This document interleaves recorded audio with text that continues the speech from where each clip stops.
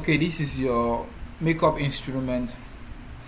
Okay, in this short video tutorial I'm going to show you how to use your makeup instrument to remove any other object, from your picture or wherever. So this is just a small tutorial, so please don't just mind this small tutorial. So I'm just using it to actually know if my recording is actually working. Okay, so right click on your box and click on the clone. Here you can be able to actually use the background to actually clone and cover any other object that you actually want.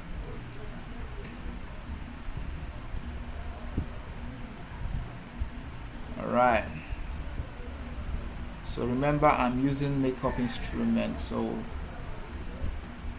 if you can actually afford to get the software, it's actually good. But using it in so many occasions, so just use it to do anything and I want that you want to use it to do. Okay, this is actually it. So remember I said I'm doing a test on my recording, so thank you.